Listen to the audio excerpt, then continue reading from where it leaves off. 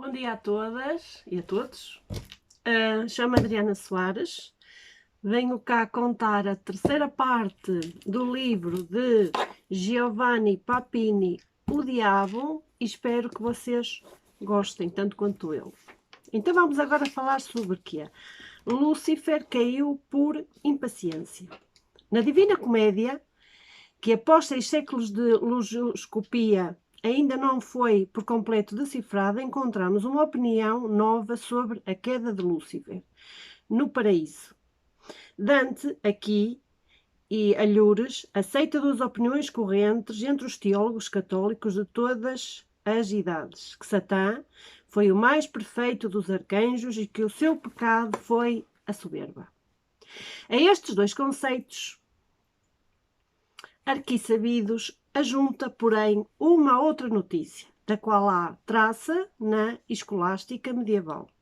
Ele não quer aspectar lume ou aguardar a luz, e por isso cade acerbo, caiu azedo. Isto é, antes do tempo. Lume, em Dante, significa sempre no sentido espiritual. A graça, Lúcifer, portanto, foi impaciente, não soube aguardar a plenitude da graça e por isso caiu antes do tempo, como um fruto que cai azedo da árvore que o sustém. Aqui, quando se refere a Dante, estamos a falar na Divina Comédia, o Inferno de Dante, ok? Para terem uma, e se quiserem, se tiverem um livro, podem ler, que ajuda a compreender. Os comentadores não souberam até à data descobrir a fonte desta singular teoria dantesca e há motivos para apostar que nunca a descobrirão, já que o próprio Mandonete, que dedicou um inteiro volume a Dante, de Theologian, e a quem é familiar, como a poucos, o pensamento escolástico não a menciona. Mas que quer dizer, no fundo, esse não aspecte lume. É acaso possível que o anjo mais perfeito necessitasse de uma posterior iluminação para melhor compreender a unicidade e a omnipotência do Criador? É acaso possível que Deus não tenha dado às criaturas angélicas, desde o primeiro momento, toda a luz com a qual queria iluminá-las? E Deus, no caso contrário, a que alude o poeta, terá feito saber aos seus anjos que só no futuro, após certo tempo, lhes teria concedido aquela porção de luz que ainda faltava à perfeição deles. E no caso em que os anjos não tenham sido prevenidos deste suplemento de graça que deviam esperar com paciência, pode acusar-se Lúcifer de não ter querido guardar e, portanto, ter caído azedo. Poder-se-ia também pensar que aos ouvidos de Dante tivesse chegado o murmúrio dessa hipótese, segundo a qual Lúcifer teria desejado ser eleito para colaborador na futura redenção dos homens, e neste caso a maior luz poderia significar uma maior glória e dignidade que o Pai lhe viria a conceder.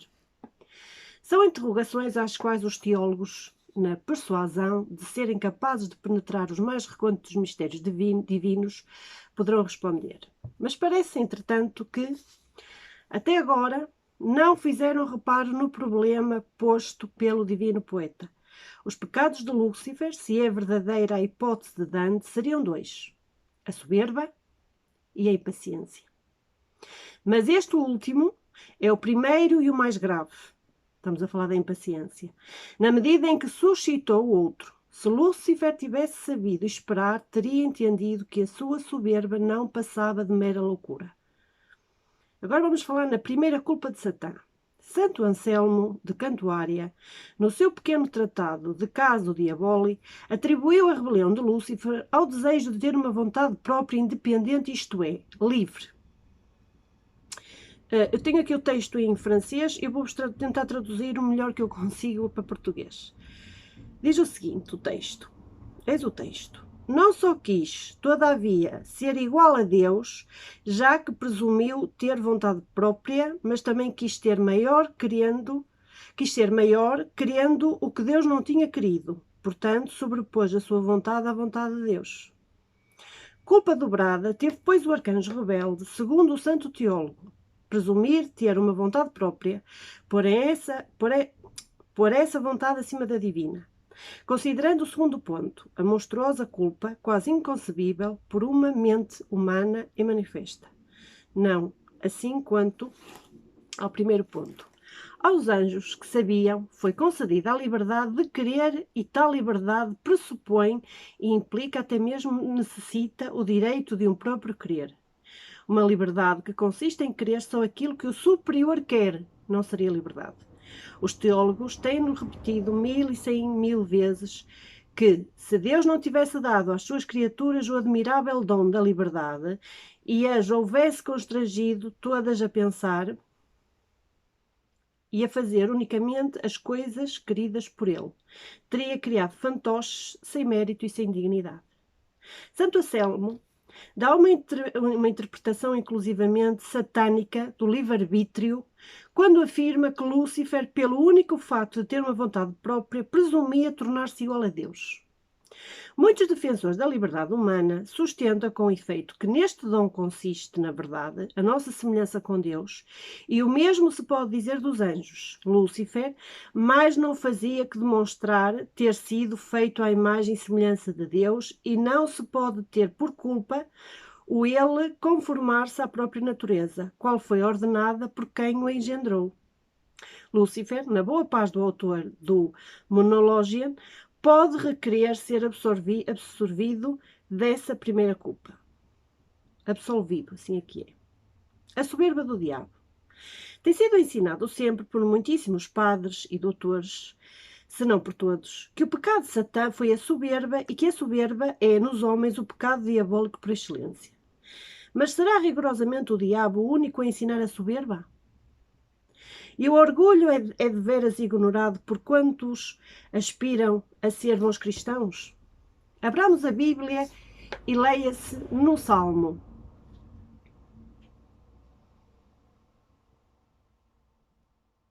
Deixem-me ver isto. No Salmo 132, encontra-se estas palavras de Deus aos homens. Abre aspas. Eu disse, vós sois deuses.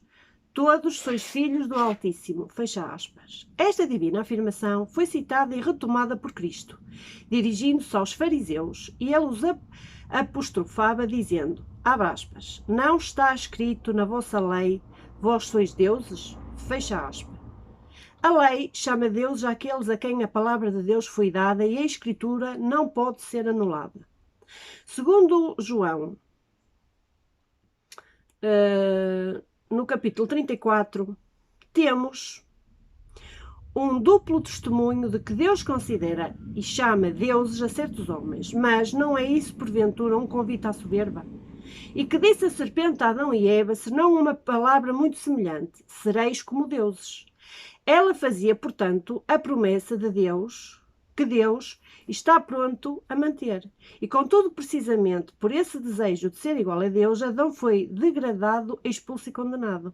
E quando Cristo dá aos eleitos o preceito da imitação divina, abre aspas, sede perfeitos como é perfeito o vosso Pai, fecha aspas, e isto está escrito em Mateus capítulo 5, versículo 18, não afirma que o homem, simples criatura, pode conquistar um dos atributos essenciais de Deus, isto é, a perfeição? Vir a ser perfeitos, à igualha de Deus, acaso não é vir a ser quase Deus? São Paulo, enfim, carrega a intenção. Abre aspas, não sabeis que nós julgaremos até os anjos? Está escrito em Coríntios, capítulo 6, versículo 3. Por conseguinte, os homens, segundo São Paulo, são superiores aos próprios anjos. Sereis perfeitíssimos, já que só os superiores podem julgar os inferiores. Em todos esses passos, o homem, nomeadamente o cristão, é engrandecido e exaltado até ao ponto de ser posto quase a par com Deus. A doutrina cristã da edificação é, em meu juízo, profundamente sublime e verdadeira, mas será possível dissociá-la inteiramente de tudo o que se acha orgulho e soberba? E quando os cristãos consideram que Deus segue passo a passo os seus pensamentos e atos, que sofre pelos seus pecados, que manda aos seus eleitos inspirações, visões celestes, não teremos algo que se assemelha bastante de perto à soberba? Se a humildade, a convicção de que nada valemos faz parte das virtudes cristãs, que diremos dessas íntimas criaturas, ou ínfimas? Peço desculpa que estas letras são pequenininhas e os meus óculos tenho que os mudar. Ínfimas criaturas que se julgam objeto de uma particular atenção e proteção do Pai. A soberba do cristão não é, por certo, a de Satã.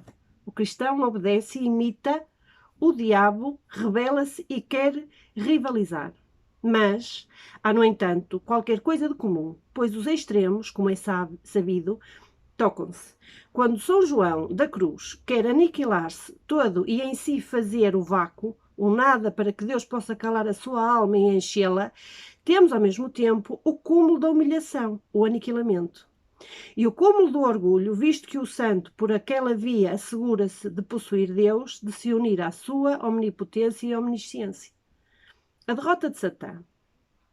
A única narração autêntica, portanto, inspirada por Deus na batalha contra Satã e sucessiva queda deste, encontra-se no último livro canónico aceito pela Igreja em Apocalipse, ou Revelação, o último livro da Bíblia.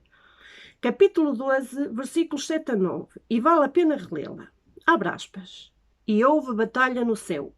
Miguel e os seus anjos combateram com o dragão, e o dragão e os seus anjos combateram.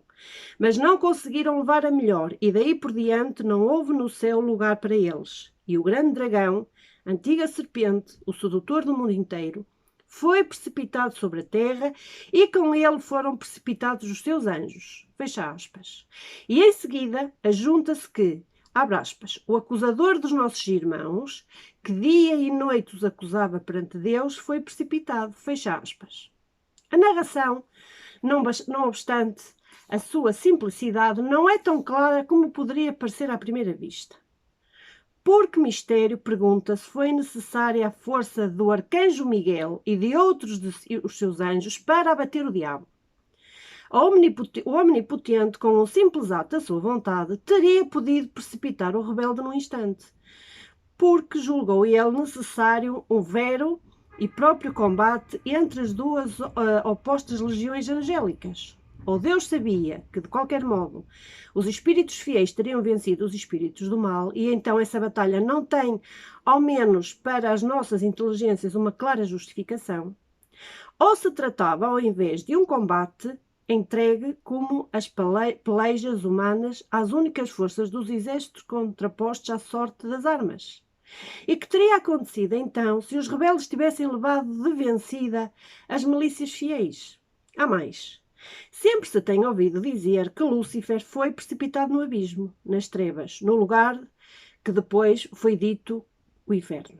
Mas Apocalipse, ou Revelação, ao contrário, afirma claramente que o dragão, isto é, o diabo, foi precipitado sobre a terra juntamente com os seus secazes, que os demónios estejam presentes sobre a terra, e todos é notório e evidente, mas só na terra terão morada? É só a terra lugar de exílio e única pátria de Satã e dos seus? É lícito, segundo o texto sagrado, identificar a terra, esse mundo em que Satã é príncipe, como o inferno. O Apocalipse, para explicar a derrota de Lúcifer, atribui-lhe duas culpas: ser o sedutor do mundo inteiro e o acusador dos irmãos perante Deus. Quanto à primeira, todos estão de acordo. Satã encarna o mal e, portanto, a sua sedução não pode ser senão incitamento ao mal, acréscimo de males. Mas a segunda culpa deixa-nos perplexos. Nós sabemos, no livro de Jó e também de outros passos da Bíblia, que Satã percorria o mundo para observar a conduta dos homens e dela referir a Deus. Não teria podido levar a cabo esta missão de relator e confidente sem a permissão e o desejo de Deus, porquanto Deus se dignava a escutá-lo. E ele, por conseguinte, acusa os homens, mas bastará tão ingrato, bem que legítimo ofício para o condenar? Ou as acusações correspondiam à verdade e então Satã teria feito honestamente a tarefa de que Deus o incumbira, ou as acusações eram falsas e então o diabo não foi castigado como acusador, mas outro sim como autêntico caluniador. Porém, Mesmo neste segundo caso, ele não podia absolutamente prejudicar ninguém. Deus é omnividente e justo por definição e não é possível enganá-lo. Ele sabia destrinçar em modo infalível o que era verdadeiro e o que era falso nas acusações de Satã, e nunca viria a punir nenhum homem sobre os falsos testemunhos do adversário. Neste podia obrigar-se o intuito, não a capacidade de molestar, mas talvez a alusão aos irmãos acusados de se referisse aos cristãos injustamente caluniados pelo grande caluniador. Em tal caso, não se trata, por conseguinte, da primeira derrota, acontecida muitos milénios antes da encarnação, mas de uma segunda batalha da qual tão somente o Apocalipse nos conserva a memória. Volto a referir que aqui Apocalipse é o último livro da Bíblia. O non-serviam. Condena-se universalmente em Lúcifer o famigerado non-serviam, mas terá sido realmente esta palavra pronunciada pelo príncipe dos anjos? É recusa normal servir um tirano, um déspota, um autocrata? Mas tal não era aquele Deus que às suas criaturas e antes de todos os anjos concedeu a liberdade de querer. Deus não é um patrão terrestre que precisa de ser servido. Ele é tudo e tudo possui. Portanto, não deseja e não tem escravos. É por excelência amor. E por isso quer ser amado. E o amor não é de veras amor, senão é livre e espontâneo movimento da alma. Cristo, o verdadeiro Deus, não disse aos homens: a verdade vos libertará, a verdade vos fará livres. E Lúcifer, eu disse vos libertará porque na Bíblia que eu uso é esta a expressão. E Lúcifer, que outrora fruiu da graça divina, não era livre. Se não dispusesse de liberdade plena, como teria podido rebelar-se contra o Criador? O desejo de não servir, isto é, a liberdade não tem sido sempre um dos sinais dos espíritos nobres e generosos. Mas tal desejo, vivo e digno de apreço nos homens, envoltos nas servidões terrestres, recorde-se Catão o Ticense, em Dante, para quem tem um livro, não podia existir em Lúcifer, que livre fora criado e que a liberdade podia livremente servir-se para amar ou odiar a Deus. Não foi por conseguinte a recusa de servir, mas sim a escolha do ódio, inveja, ciúme, protérvia, a causa da queda de Satã. Qual é o verdadeiro responsável da queda de Satã? Qual foi a verdadeira razão pela qual Lúcifer, precisamente Lúcifer, foi arrebatado do terrível pecado da soberba? Recorramos para evitar transvios ao príncipe dos teólogos católicos, São Tomás. Na sua Suma Teológica, o grande doutor explica, de acordo com outros doutores, que Deus criou em Lúcifer o mais alto e perfeito dos seus anjos. Dante, seguindo São Tomás, chama Lúcifer aquele que foi criado nobre mais do que nenhuma outra criatura. E o resumo de todas as criaturas. Tal superioridade de Lúcifer sobre os demais anjos é admitida por quase todos os teólogos, mas precisamente essa superioridade criada por Deus foi a causa da primeira da sua soberba e da sua ruína. Recorramos desta vez também a São Tomás e, para não errarmos, transcrevamos as suas próprias palavras. Isto está em latim. Deixa-me cá ver. Se é considerado motivo de pecado,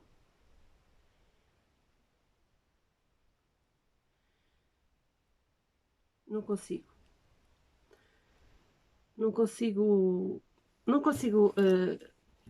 traduzir isto. Tomás cita ainda a autoridade de São Gregório Magno, novamente o latim. Este latim escolástico é tão transparente que não precisa de ser vulgarizado. As ilações que se podem tirar dos textos de São Tomás são claríssimas. Vamos agora falar do que está ali em latim. Deus criou Lúcifer mais elevado que todos os outros, mas quem está nas alturas fica mais sujeito à soberba. Por isso, Lúcifer foi o primeiro a cair nesse pecado e a rebelar-se contra Deus. O raciocínio não faz uma ruga, mas presta-se a reflexões que podem deitar por terra, inclusivamente as concepções tradicionais acerca da queda dos anjos rebeldes. Deus é o Criador único de todas as criaturas, e só dele receberam e recebem todos os requisitos e qualidades. Foi, pois, Deus que quis fazer de Lúcifer, para usar a linguagem de Dante, o resumo de todas as criaturas. Mas Deus é também omnisciente, omnividente e omnipresente. E devia, portanto, saber que Lúcifer, devido à sua mesma superioridade, era sujeito a cair e que viria a cair. Ele fez ao seu anjo predileto, como a todos os anjos e a todos os homens, o dom inestimável do livre querer. Mas este dom, ele não podia ignorá-lo, daria a Lúcifer a possibilidade de pecar e cair. A superioridade foi assim o que determinou a soberba, a liberdade foi a condição que tornou possível a queda. Deus, autor do universo, criou um mundo no qual o pecado é possível, o mal é possível, a perdição é possível. Se não tivesse havido no mundo a possibilidade, melhor, a facilidade do mal, a liberdade angélica e a humana teriam podido sempre escolher, mas escolher livremente, entre várias ordens de bens, de outras boas, de ações justas. Lúcifer não criou o mundo, nem se criou a si mesmo. E não é, pois, culpa sua se a ordem do mundo, estabelecida por Deus, permite e tolera o pecado. Não é culpa sua se a mesma superioridade a ele outorgada o predispõe e o inclina, como afirma São Tomás, ao pecado da soberba. Se Deus é autor e legislador de tudo, se nada é possível, é pensável fora da sua vontade e da sua lei, seríamos tentados a concluir que Deus tem uma parte da responsabilidade no que sucede às suas criaturas. Criou-as naquele mesmo modo, colocou-as numa realidade criada por Deus, onde tudo é possível, e daí vem que todas as coisas, por admiráveis ou terríveis que sejam, têm nele causa e princípio. Se as razões de São Tomás são exatas e ortodoxas, será justo atribuir a Satã a culpa toda? Agora vamos entrar num outro tema. A queda de Satã e a dor de Deus. Eu não quero aqui, quero que fique bem claro, não estou aqui a defender o diabo, nem estou aqui a querer mudar nada. A única coisa que eu estou a fazer aqui é, eu tenho as minhas convicções, isto é um livro que eu acho interessantíssimo e que estou a partilhar com as pessoas que vão ver este vídeo. Somente isso. Então, a queda de Satã e a dor de Deus. Se Deus é amor, deve ser necessariamente também dor. Se o amor é comunhão perfeita do amado e do amante, resulta daí que toda a pena e desventura do amado entenebrece e intoxica a alma do amante. Se Deus ama as suas criaturas como um pai ama os seus filhos, indizivelmente, mais do que um pai terrestre, ama os filhos do seu sangue. Deus deve sofrer e seguramente sofre pela desdita dos seres da sua potência, que a sua potência suscitou do nada. E se em Deus, por natureza, tudo é infinito, podemos pensar que a sua dor seja infinita, como é infinito o seu amor. Nós não cuidamos bastante nesta infinita dor de Deus. Nós não temos piedade nenhuma deste tormento de Deus. Mesmo entre os seus que se reconhecem, os mais deles não procuram compreender e consolar a desmedida aflição de Deus. Nós pedimos aos pais dons, socorros, perdões, mas ninguém participa com a ternura de um afeto filial, consciente da perene angústia de Deus. Houve santos, e também ainda os haja, e talvez ainda os haja, que quiseram ressentir e aceitar e repetir neles todas as torturas atrozes da divisível paixão de Jerusalém. Mas a dor de Cristo não foi senão um momento, seja breve, seja embora essencial e supremo, da dor de Deus. Foi, se é lícito, usar uma palavra toda profana num tema todo sublime e sacro. A fase espetacular da dor divina. Manifestou-se num ponto da terra, em formas terrivelmente humanas, e agitou, comoveu e sacudiu os demais humanos, peço perdão. Manifestou-se num ponto da terra, em formas terrivelmente humanas, e agitou, comoveu e sacudiu as demasiado humanas fantasias dos amantes. Mas a paixão de Cristo não foi senão a epifânia física, circunscrita no tempo e no espaço de uma paixão que é anterior à posterior à cruz.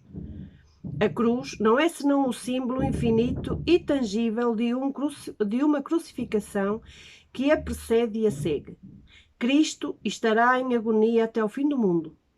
Escreveu um homem que penetrou o sentido trágico do cristianismo bem mais do que os redatores das pandectas dogmáticas. Mas ele teria podido ajuntar que Deus esteve em agonia desde os primeiros tempos do mundo. A vida do Criador tem sido, desde o princípio, paixão, isto é, um padecer, um sofrer, um eterno alancear e dor. Quem não ama Deus na sua dor não merece que Ele o ame.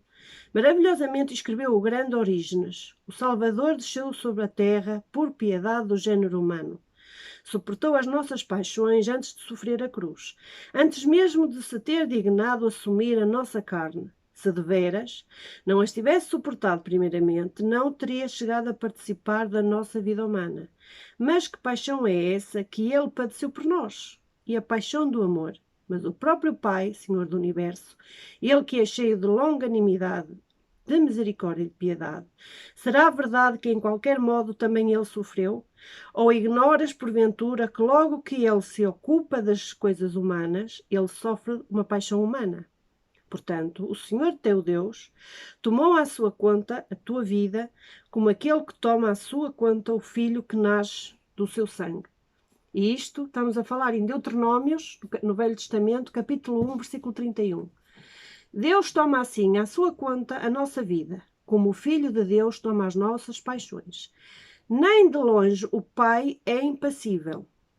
Se o invocamos, Ele tem piedade e compaixão, sofre uma paixão de amor. A via de Deus, como a do homem, é pois trágica. A criação surta da sua amorosa vontade de fazer participar outros seres na alegria da sua perfeição. Foi causa e meio de perdição. Ele desejava alçar e levar, fazer subir as criaturas até àqueles cumes onde o não ser pode distinguir o ser. E teve de assistir aos abandonos, às revoltas, às deserções e às quedas. Tinha criado um anjo mais que os outros perfeito, mais que todos próximo e semelhante a ele, e esse anjo caiu. Tinha criado, no jardim da terra, um ser milagroso, modelado pelas suas mãos, animado do seu sopro, munido de consciência e de ciência, e o homem também caiu. A mais divina criatura celeste insurgiu-se contra Deus. A mais divina criatura terrestre desobedeceu-lhe. Nem a uma nem a outra ele recusara o privilégio da liberdade, selo de uma desejada semelhança entre o artesão e as suas obras-primas. Mas uma e outra criatura usaram da liberdade para deturpar e renegar aquela semelhança. Assim, a perfeição dá origem ao pecado. A alegria engendra a condenação. A luz tem como resposta a ofensa das trevas. Houve jamais no universo e no infinito, pensando bem, tragédia mais medonhamente trágica do que esta dialética da liberdade? Todos acharam sumamente justa a condenação de Satanás. Mas houve jamais alguém até hoje que também pensando e sentindo como esta condenação foi ao mesmo tempo a condenação de Deus à dor? O castigo de Lúcifer tornou-se repentinamente, noutra forma, o castigo de Deus. Nem mesmo Deus pode escapar a uma lei por ele mesmo tornada imanente em todo o ato de justiça. Nenhum juiz pode infligir uma pena sem tomar sobre si uma pena equivalente à culminada pela sua sentença. O justo é inteiramente justo só na medida em que aceita pagar ele também pelo culpado. Lúcifer foi condenado justamente à pena mais atroz, a de não poder amar. Deus é condenado a uma pena quase tão cruel, ama sem receber amor em troca. Sofre à medida da tortura querida por ele. Buscai, deixem-me só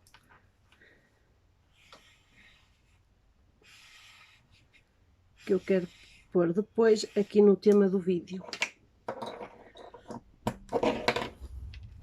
Buscai-se, tendes um átomo de imaginação, um coração a pulsar no peito, entender, penetrar, adivinhar a lacerante premissa desta divina tragédia.